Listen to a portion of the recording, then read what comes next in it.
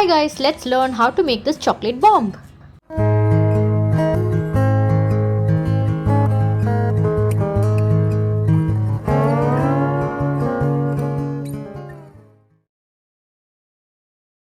It's winter time, it's Christmas time, and who does not love to have hot chocolate milk?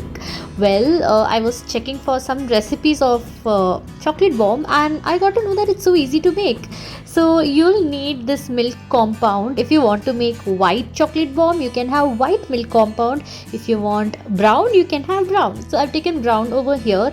So it's a very thick block of chocolate which hardens very easily. So I'm going to crush it down nicely so that it's powdery form and it's easy for me to melt. So after this, I'm going to pour it in a bowl.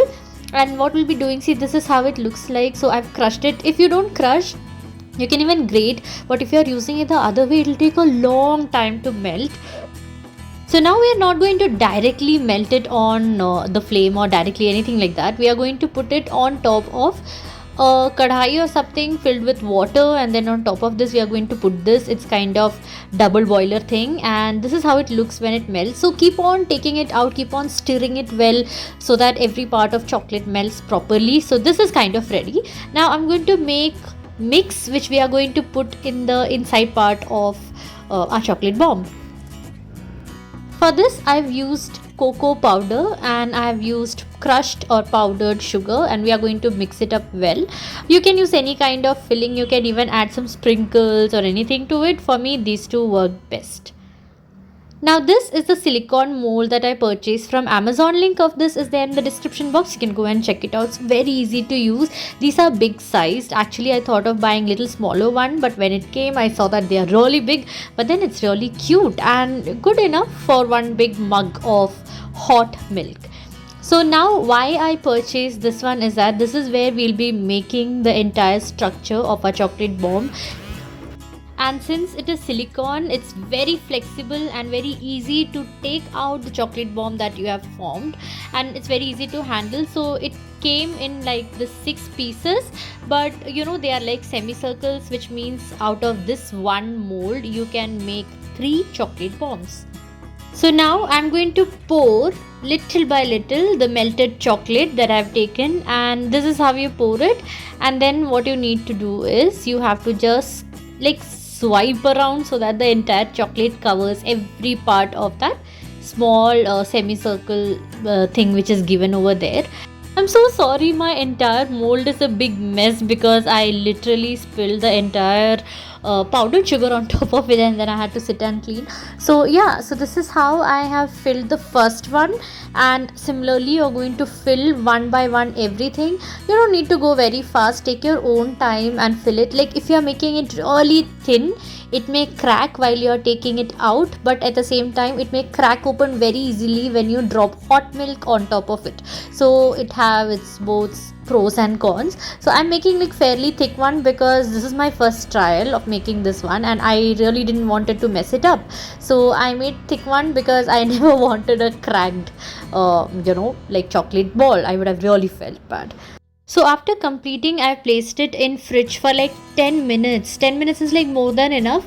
It's hardened, like you can touch and you can feel if it's hard, you can take it out and you can start working on it. Now when I'm taking this out, we have to make sure that the edges are like perfect.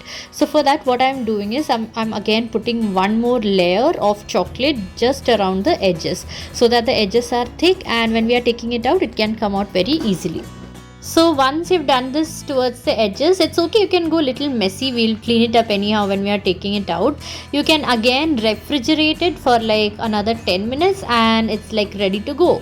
Now why I'm putting this towards the edges is that edges are like very prone to cracking. So if you don't make it thick, they can crack like really easily. So that's why I'm making it like that. So cover everything the way that it is shown over here. Even if it does not look cracky or does not look very thin or fragile, still cover the edges. That will make it very easy for you to peel out the entire thing from the mold. Now I'm going to show you how I'm making the topping part, like the top decorating part. So I have some leftover chocolate. To that I'm adding one small tiny drop of black color to make it look more dark, and like kind of dark brown kind of thing. I've used gel food color. The link of this also you can get in my description box. So just mix it up well, and this is the consistency that should be. Trust me, it should not be very hot when you're doing this, because if it is hot and you're trying to decorate your chocolate ball, it will definitely crack. So let it be cold, and then you can use it for decorating your chocolate ball. So now I'm going to show you how we are going to take out each ball or each half circle out of the silicone mold. So just need to open it up like this, like slowly. So you can see how easily it is coming out, and you can slowly roll it down and take the entire structure out of it without breaking it, and it comes out so smooth and softly. Look at this, how shiny it is. So this is how one part looks like. So similarly we are going to scoop out all the other half parts, and then we'll be joining them together, and I'll show you how to join it. One thing which you need to remember while you are taking out these chocolate out of it is that you have to go very slow and make sure that you don't crack the entire structure. Start with the outer part, make sure that the outer edges are out of the silicone mold, and then slowly go inside it. Now I just flipped the silicone mold like this, and I'm using it as a stand.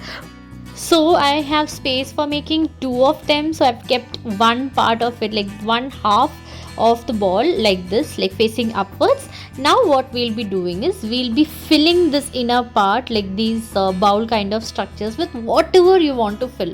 As I showed you previously, I have made a mix of cocoa powder and powdered sugar. You can add sprinkles or anything and just add it up like how I'm showing over here. Like, it should depend on the size of balls that you are making. For me, 2.5 to 3 spoons were enough, and then I'm adding one marshmallow into it. Marshmallow becomes really very sweet when it pops out and comes out, looks really nice. So that's why I've added one marshmallow over here. And now what we are going to do is we are going to close it up. So I have just made this plate hot, and we are melting the top part like this so that it easily sticks onto the lower part, and just fix it. It sticks very easily, and you can easily fix it up and turn it into ball. If there is any space or any gap coming, just fill chocolate and give a proper finishing to it. So this way I'll be completing both of them. You can see when you do like this, the lower part gets melted, anything extra also comes out of it, and it becomes very easy to melt and stick both the pieces together. So this is how it is. Now we'll start with the top part, and as I told you, it have cooled down now, and I can easily roll it on top of it. So this is what I'm going to do. You can make any kind of design that you want. I'm going to make these string kind of thing using a spoon, just random designs on top, and then once this is done, we'll be adding some sprinkles on top. So do as much as you want, and same thing I'm going to repeat on the other ball also. And before it kinds of cools down and hardens, what we are going to do is we are going to add the sprinkles on top. So you can choose any kind of sprinkles, or you can just give without giving the sprinkles also. So I have added these silver balls on top just to add a Christmassy look to it.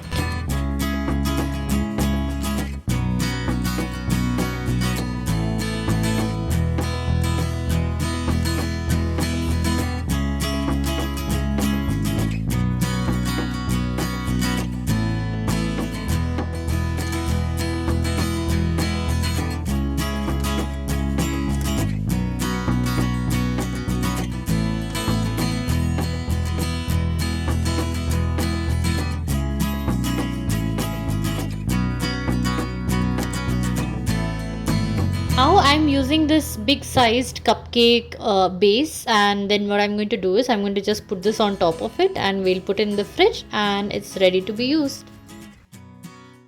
It's beginning to look a lot